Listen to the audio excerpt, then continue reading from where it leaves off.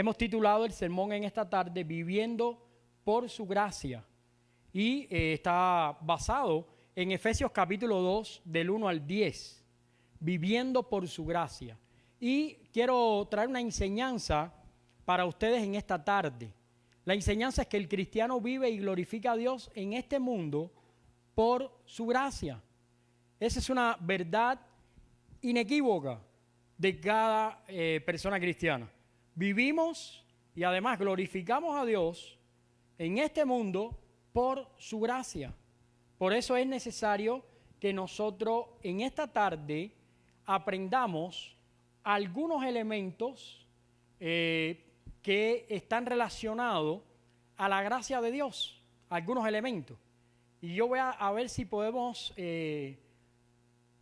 compartir 4 elementos importantes relacionados con la gracia de Dios. 4 elementos importantes que creo que de alguna manera nos pueden ayudar a aclarar el punto de la gracia de Dios en nuestras vidas.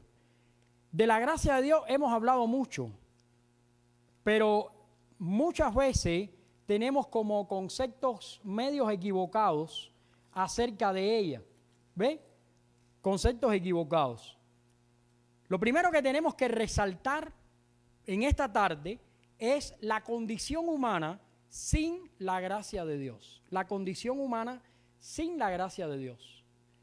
La Biblia nos resalta en Efesios capítulo 2 del 1 al 3, y quiero que vayan conmigo, dice en el versículo 3, bendito sea el Dios y Padre de nuestro Señor Jesucristo, que nos bendijo con toda bendición espiritual en los lugares celestiales en Cristo.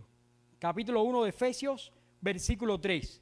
Si saltamos al capítulo 2, versículo 3 también, hay un paralelo. Dice, entre los cuales también todos nosotros vivimos en otro tiempo. O sea que recibimos de Dios y además éramos o estábamos esclavizados en otro tiempo a cosas que no le agradan a Dios. Pero recibimos de Dios su gracia.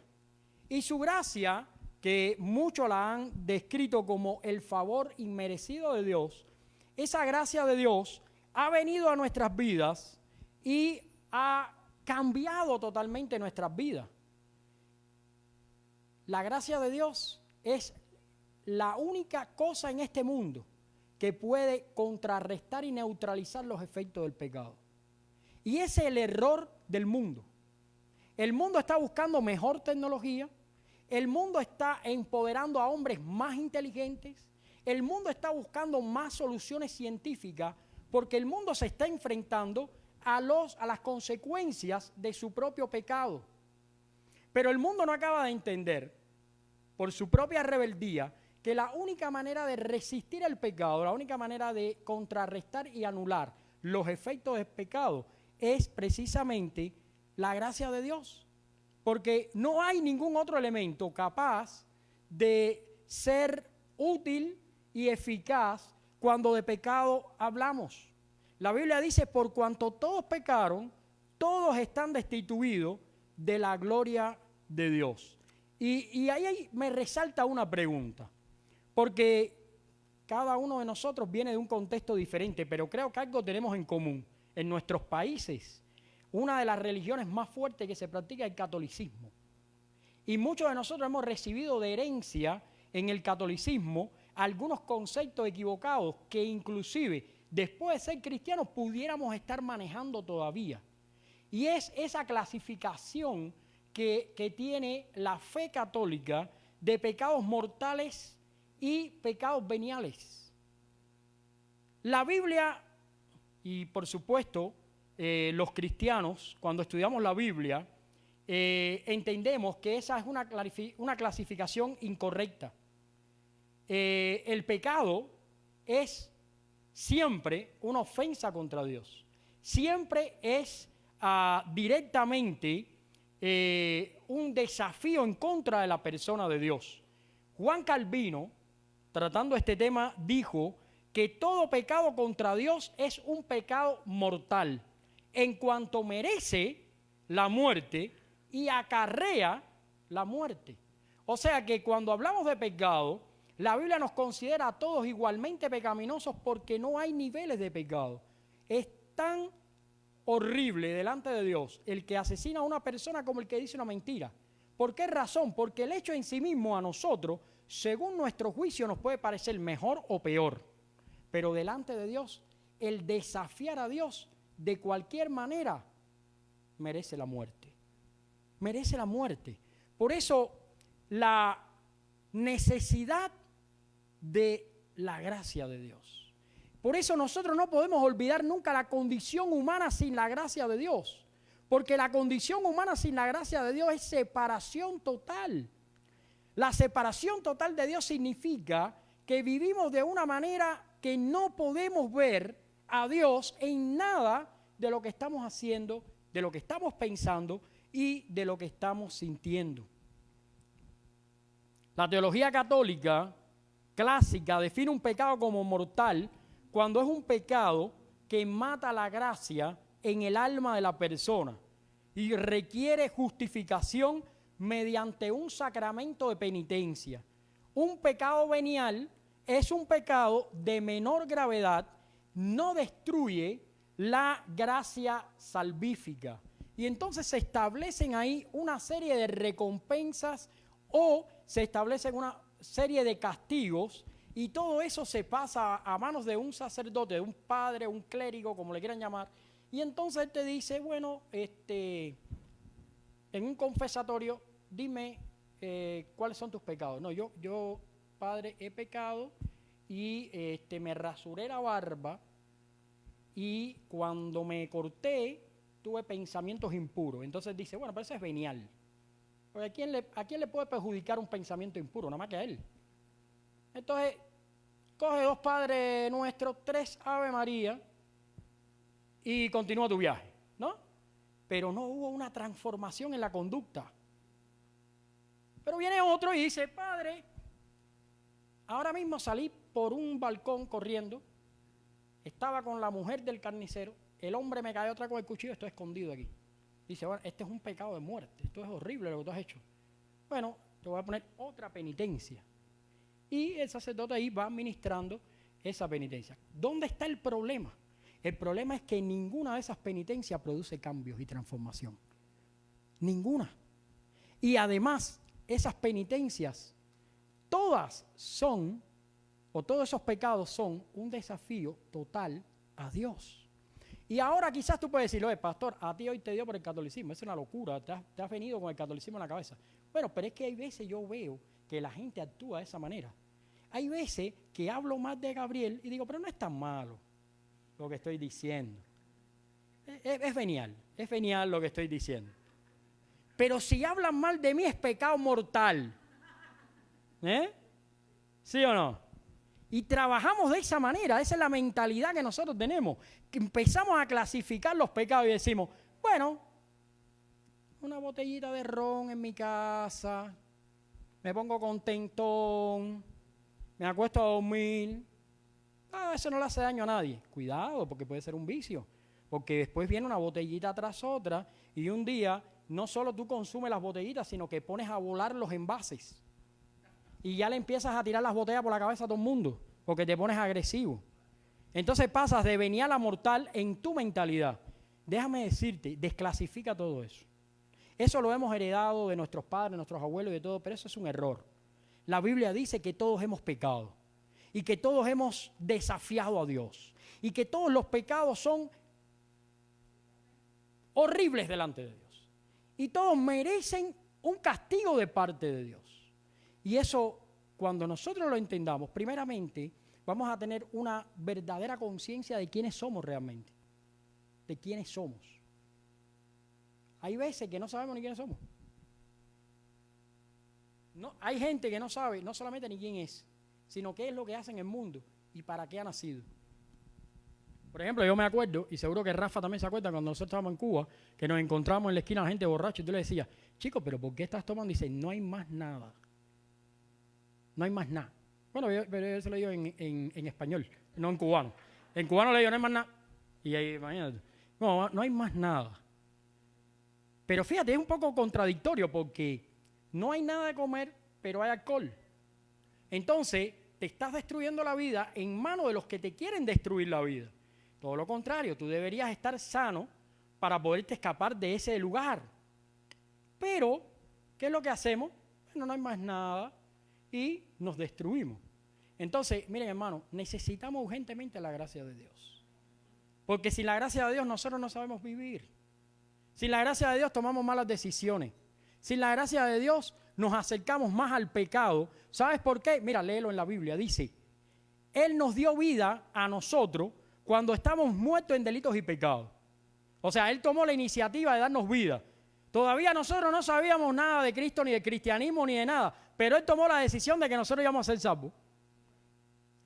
Y fíjense lo que dice, nosotros estamos muertos en delitos y pecados, en los cuales anduviste en otro tiempo, siguiendo la corriente de este mundo, conforme al príncipe de la potestad del aire, el espíritu que ahora opera en los hijos de desobediencia, entre los cuales también todos nosotros vivimos en un tiempo en los deseos de nuestra carne, haciendo la voluntad de la carne, teniendo los pensamientos de la carne, y éramos por naturaleza hijos de ira, lo mismo que los demás. ¿Qué quiere decir? Que nosotros, sin la gracia de Dios, no podemos operar. No hay manera. No hay manera porque somos autodestructivos. Sin la gracia de Dios, sin la presencia de Dios en nuestra vida, somos destructivos. El segundo elemento es la gracia propiamente. Y quiero que lleguemos ahí. ¿Qué es la gracia? ¿Qué es la gracia? Yo quiero reevaluar hoy, en esta tarde juntos, que reevaluemos qué es la gracia de Dios. Y yo tengo aquí un pensamiento de R.C. Sproul que me gustaría compartir con ustedes. Él dice, la gracia de Dios es tan poderosa que tiene la capacidad de vencer nuestra resistencia natural a la misma. O sea que la gracia es irresistible. Cuando Dios quiere salvar tu vida, Dios lo hace de tal manera que aún cuando tú opongas una resistencia a la gracia, va a romper tu corazón y tu vida para que tú vengas a Él. Cuando la gracia nos alcanza, nos transforma por completo, nuestras vidas caen en un sistema de transformación necesaria para que podamos entonces a partir de ahí glorificar a Dios y conducirnos sobrios, justos y piadosamente en este mundo. Cosa que no sabemos hacer sin la gracia de Dios. ¿Tú sabes cuánta gente yo conozco que no sabe agradecer las cosas que reciben de Dios? Es increíble porque tú lo ayudas, pero tú eres cristiano, tú eres el pastor, tú eres un hombre de Dios, tú lo ayudas y le dan gracia a la brujería en vez de a Dios. Entonces tú te quedas medio trastornado porque tú dices, ¿qué es esto? Esto es una locura aquí. Es como ahora la gente que, estoy un poco conectado con el tema de los extraterrestres, la gente tiene más fe para creer en los extraterrestres que creer en Dios. Los extraterrestres han dicho una palabra, están un poco escurridizos, salen por ahí, todo como dice la Biblia, manifestaciones demoníacas de esto, de lo otro, y quizás angélica también en algún momento. Pero nosotros tenemos un Dios que nos ha hablado en su palabra claramente, un mensaje directamente a nosotros, pero no lo queremos creer. No, pero ¿quién te dijo que la Biblia es verdad? Que si esto, que si lo otro, que si la escribió no sé quién, que Moisés, que no sé cuánto, que si fue Moisés, que si no fue Moisés. Entonces estamos creyendo toda la bobería que nos cuentan, que nos dicen, nos creemos toda la historia. Oye, yo te digo, yo nunca había, bueno, esta es la segunda vez que participo en la elección de un presidente, porque yo toda mi vida he vivido bajo un régimen donde era una cosa increíble. Te decían por quién tenías que votar. Lo único que tú podías hacer era anular la boleta, cosa que yo hacía siempre, ¿no? Pero si tú ibas a votar, el candidato era el que te decían y al final te decían 100% de voto. O 99,9, porque ese día se murió aquí en el hospital y no pudo votar. Salió por mayoría y no conocías a uno que estuviera de acuerdo, pero salió por mayoría. Entonces, yo he estado en 2 campañas acá este año y son cosas increíbles porque las cosas que dicen en las campañas son a prueba de tonto. O sea, te dan unos mensajes que tú te quedas frío, que tú dices, ¿cómo se puede creer estas cosas? Es increíble. Son cosas que te quedan en el aire. Hermanos, la palabra de Dios sí es verdad. La palabra de Dios sí es completa. La palabra de Dios sí es suficiente. La palabra de Dios es personal para nosotros. Dice la Biblia que es el aliento de Dios. ¿Tú sabes lo que es el aliento de Dios? Te invito por la mañana un aliento por ahí. ¿Quién fue? Tu papá. Ese fue el aliento de Dios, ¿no? Ese es el aliento de Dios, así es la palabra de Dios. Entonces, no creemos en la palabra de Dios y creemos todo lo demás. Miren, la gracia de Dios, y esto no son palabras mías, esto son palabras también de R.C. Sproul. Él dice, la gracia de Dios no es infinita. Dios es infinito, pero la gracia de Dios es finita, porque va a llegar un momento donde Dios va a decir, es suficiente, se acabó mi gracia, vamos a juicio. Entonces, este es un momento para pensar en la gracia de Dios y entender que según Efesios 2, del 4 al 5, Dios nos amó a pesar de nuestro estado pecaminoso, y según Romanos 3, 24, la gracia de Dios es un regalo, no una recompensa. La Biblia nos advierte una y otra vez que un día caerá el hacha del juicio y se derramará el juicio de Dios y se terminará la gracia. Hay un tercer elemento que tenemos que considerar cuando hablamos de la gracia de Dios, y es la obra de la gracia. La obra de la gracia. Esto es muy interesante porque esto ahora mismo nos va a poner a pensar un poco. La obra de la gracia de Dios. Efesios 2, del 5 al 6. Mira, dice la palabra, aun estando nosotros muertos en pecado, nos dio vida juntamente con Cristo. Por gracia sois salvos. Y juntamente con Él nos hizo resucitar, ¿verdad?, en los lugares celestiales con Cristo. Esto es algo increíble. Miren, en el Nuevo Testamento encontramos dos formas básicas de oponernos o tergiversar la gracia de Dios. Uno es el legalismo. Esa es una manera de echar por tierra la gracia de Dios. El legalismo. ¿Cómo se muestra el legalismo? Bueno, eso es que cuando tengo el Evangelio y tengo la gracia de Dios, quiero, de todas maneras, estar bajo la ley. Y estoy pensando en la ley cuando estoy en la gracia. ¿Ven? Es una manera de echar por tierra la gracia de Dios, frenar la gracia de Dios en mi vida. Pero hay otra manera, y es el libertinaje. Cuando me importa poco la gracia de Dios y vivo a la manera que yo quiero. Y de esa manera, ese libertinaje hace que yo me oponga a la gracia de Dios. Ahora, yo he notado con los años que cuando nosotros hablamos de la gracia de Dios en la iglesia, la gente piensa que eso es un cheque o eso es dinero. No dinero físico, sino es como que si Dios pagara, saca unas monedas y paga para que tú tengas vida, ¿no? La gracia de Dios es como un dinerito que recibimos de parte de Dios para nosotros resolver algunos problemas. Cuando los cristianos hablan de Dios y que Dios nos da la gracia, podemos imaginar rápidamente que la gracia es una especie de dinero espiritual, de bolsillo, que Él le reparte a cada uno. Bueno, con esto, ya Cristo es el que pagó. Voy al restaurante, no, Cristo pagó. Pero si te pones a pensar, ¿qué es la gracia? La palabra gracia en realidad es una forma abreviada de hablar sobre la bondad personal y amorosa de la cual en última instancia Dios se da a conocer a sí mismo y se da a nosotros.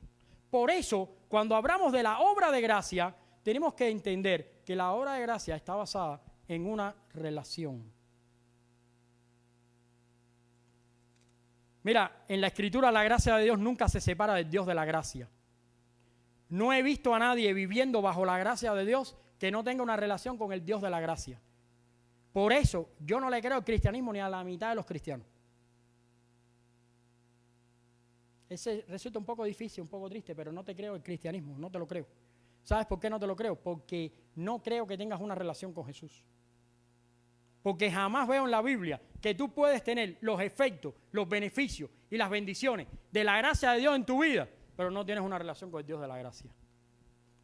Porque Jesús tenía una relación directa, profunda y personal con el Dios de la gracia. Y si tu boca maldice, malapalabrería, blasfema y no glorifica a Dios, no es una boca que está bajo la gracia de Dios, y bendiciendo a Dios, no tienes la gracia de Dios. Si tu caminar, en vez de ser en pos de la voluntad de Cristo, es en pos de las cosas del mundo, no tienes la gracia de Dios, no hay relación con Cristo, no eres una persona salvada. Cuando creamos en Jesús, entenderemos que Jesús nos presenta un evangelio que más que nada es relacional. No es un evangelio pasivo. No es que tú estás sentado en tu casa y Dios, que es tan buena gente, decidió salvarte a ti antes de la fundación del mundo. Te hizo una criatura para que tú vinieras aquí a este mundo a echar libra, a perder pelo, a perder los dientes, a gastar tu tiempo y después recibirte en la gloria y decir, qué bendición, el calvo feo, gordo ahora lo recibo aquí y qué bendición. No, ese no es Dios. Dios es un Dios que nos dio su gracia para que tengamos una relación de obediencia y santidad con Él. Y si no logramos tener eso, no conocemos a Jesús. Y no quiero decirte que tú no conoces quién es Jesús. Hay mucha gente que sabe quién es Jesús, pero no conoce a Jesús. Porque cuando tú conoces a Jesús, tú tienes una relación de santidad con Jesús. Es así, no de otra manera. Y es un poco triste y es un poco contradictorio con las cosas que nosotros vemos todos los días. La manifestación más clara de la gracia de Dios se llama Jesús. Porque Jesús es el que murió en la cruz por nosotros. Y es el que nos enseñó a tener una relación. Mire, póngase a pensar esto. Si tú lees la Biblia en Génesis, tú te das cuenta que la relación con Dios se perdió. Y cada vez que Dios determinó en su soberanía establecer una relación con el hombre la rompió. ¿Te acuerdas del diluvio? Dice, no contenderá más con el hombre, no contenderé para siempre con el hombre. Porque sus pensamientos son de continuo el mal. ¿Cuántos rituales, cuántas maneras de traer al hombre a una relación con él y el hombre fallando una y otra vez? ¿Qué hizo Dios? Nos envió a Jesús. Dice la Biblia, llegado el cumplimiento del tiempo, Dios envió a su Hijo. ¿Pero qué hizo Jesús? Jesús lo hizo todo por nosotros. Jesús fue la ofrenda, fue el sacrificio, fue el sacerdote, Jesús lo hizo todo. Su sangre fue la que expió el pecado, pero además su vida fue la que nos salvó. Él es la ofrenda por nuestros pecados, pero a la vez Él resucitó y Él es el que recibe la ofrenda. O sea, Jesús es todo. Jesús es Dios. Y lo único que Jesús nos enseñó en todo ese drama bíblico que nosotros vivimos es que Él tenía una relación con el Padre y nos dejó encargados de tener una relación con el Padre. ¿Te acuerdas de Juan 17? Para que todos sean uno. Como tú eres uno conmigo y yo uno contigo, ellos también sean uno conmigo y todos seamos uno en ti. ¿No te acuerdas de eso? ¿No te acuerdas cuando Pablo dice que seamos todos en todo y para que Dios sea en todos el todo? ¿No te acuerdas de todo eso? Eso significa nada más que Jesús nos encargó una relación con Dios. Entonces la gracia de Dios es un favor inmerecido dado a aquellos que tienen una relación con Jesús. Así que no te quiero ver tan cómodo sentado. Quiero preocuparte enormemente y que tengas una idea clara de lo que está pasando hoy en tu vida. Si no estás teniendo una relación de oración, de ayuno, de búsqueda de la palabra, de obediencia, de santidad con Jesús, ni eres salvo, ni eres cristiano, ni conoces a Jesús y has perdido tu tiempo. Y no quiero que nadie aquí llore, ni nadie se ponga bravo. Pero bueno, si pasa está bien, no pasa nada. Pero la verdad bíblica es una sola.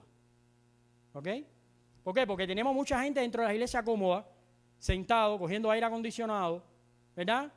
Cantando canciones líricas aquí, pero al final del día, cuando tienen la fornicación de frente, se van en pos de la fornicación. Cuando está el adulterio, se van en pos del adulterio. Cuando está en robo, cuando hay que decir más palabras, vamos malas palabras. Cuando hay que ofender a alguien, hablamos y más de la gente y ofendemos. Entonces, no hay una relación entre lo que estamos viviendo y el Cristo de la gracia. Porque la gracia de Dios no es un cheque que te dieron en blanco. La gracia de Dios no es un dinero espiritual que te regalaron. No es por buena gente que te salvaron. Estabas muerto en delito y pecado. La gracia de Dios es la oportunidad de tener una relación con el Dios de la gracia. Así que cuidado, porque yo veo una pila de gente que dice que son cristianos y cuando tú lo observas, tú dices, bueno, estos saben lo que es la gracia de Dios, pero estos no viven relacionados con el Dios de la gracia. Estos sea, mucho cuidado con eso. Y no me quiero extender demasiado, no sé ni qué hora hay, no traje el reloj. Peligran estar aquí hasta por la noche. 4:30. Vayamos al otro elemento. Respuesta a la gracia. ¿Cuál es la respuesta que Dios espera a la gracia? Bueno, esto es algo que quiero compartirles. Dice, Dios trata con nosotros a través de la gracia, pero la gracia en ningún momento nos exime a nosotros de responsabilidad. ¿Sabes eso? La gracia en ningún momento me exime de responsabilidad. Porque ¿qué pasa? Que nos hemos creado una coraza. Nos hemos inventado un evangelio. Hemos dicho, bueno, Dios nos salva por fe. La vida cristiana hay que vivirla en fe, en pasos de fe. Y vamos caminando en fe, ¿ves? Y bueno, estamos levitando. El pecado, bueno, estamos en la carne, hay algunos pecadillos, estamos en la carne. Dios se va a ir acostumbrando poco a poco a nuestra miseria. ¿Ves? Esa es una equivocación del diablo. Si yo estuviera en Dominicana, yo dijera, es una equivocación del diablo. Porque en Dominicana hablan así. Dicen el diablo en Dominicana. Esa es una mentira. ¿Qué es lo que significa tener la gracia de Dios en mi vida? Es una responsabilidad. Es la responsabilidad de haber sido salvado, pero vivir para su gloria. Es la responsabilidad de buenas obras, no para salvarme, sino para mostrar la salvación que hay en mi vida. Te voy a decir en palabras de John MacArthur lo que es. La iglesia realmente cambiará la sociedad y mejorará todo, solo cuando la principal preocupación de cada creyente sea relacionarse con Dios y alcanzar la madurez espiritual. Cuando los creyentes puedan honrar los mandamientos de Dios, glorificar el nombre de Dios, esta preocupación incluye de manera inherente un conocimiento firme de las Escrituras, una comprensión firme del principal mandato de Cristo, que es conocer a Dios y anunciar el Evangelio. ¿Y no has visto las iglesias por ahí? Mire, mucho cuidado con las iglesias, que es un fenómeno.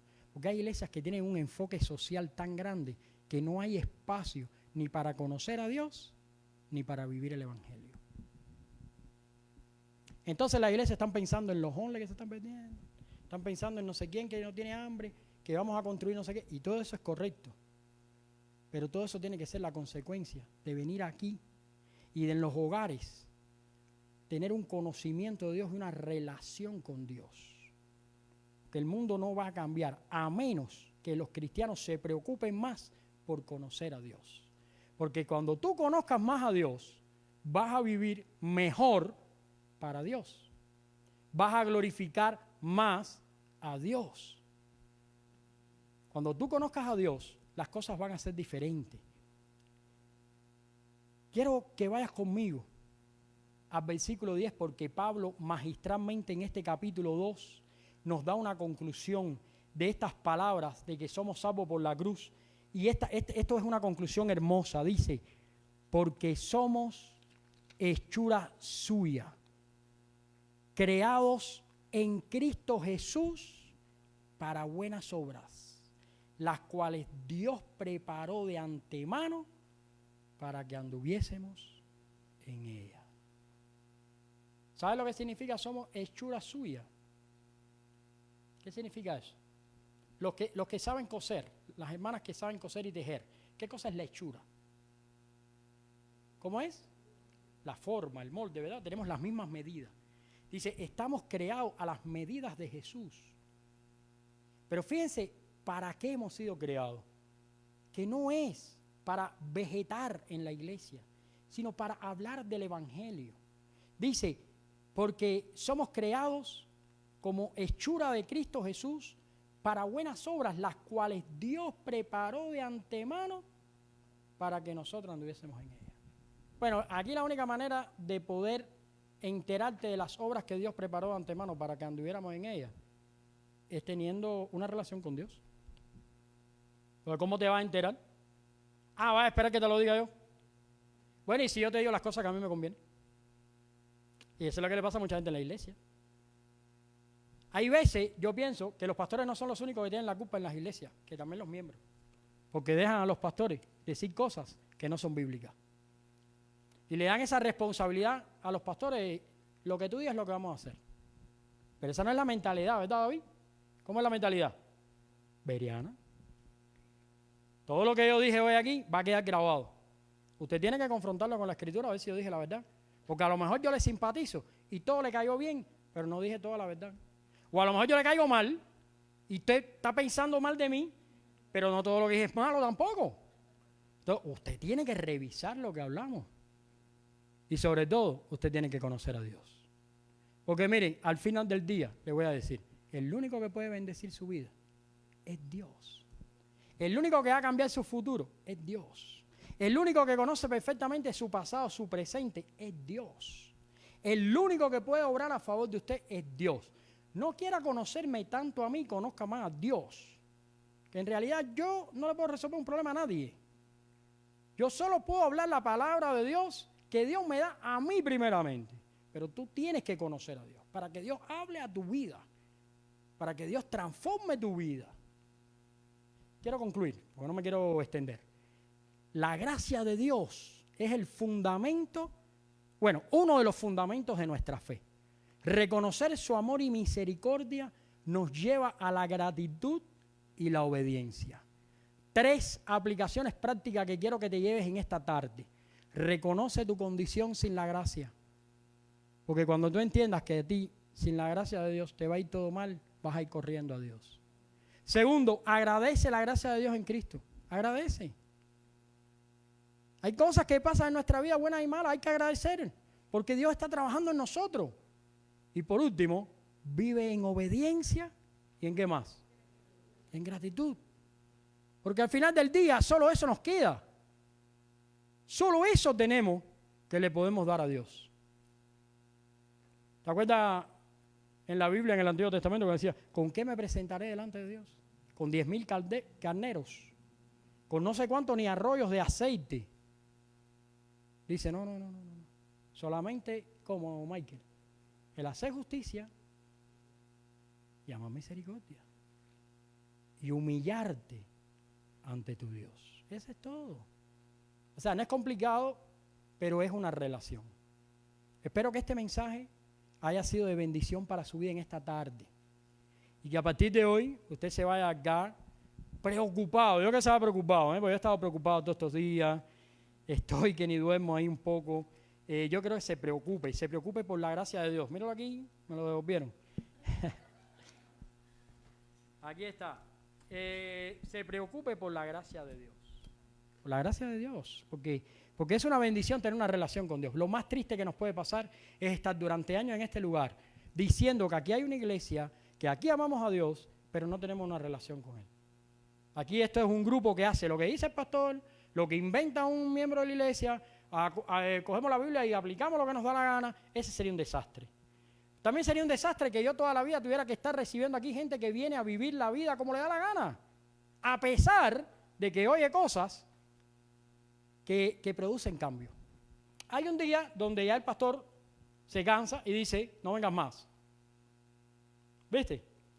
Y ahora puedes decir, este es increíble. Bueno, sí pasa, porque hay veces se necesita remover los cimientos para ver si hay un cambio, si hay una transformación. Porque no podemos vivir con falsos arrepentimientos, no podemos vivir sujetos a la mentira del diablo. Tenemos que darle el lugar a Dios que merece. Vamos a orar. Señor, gracias te damos, porque tú eres bueno y para siempre es tu misericordia. Rogamos que tú nos bendigas en esta noche. Que tú nos ayudes, Señor, a vivir para tu gloria. En el nombre de Cristo Jesús. Amén.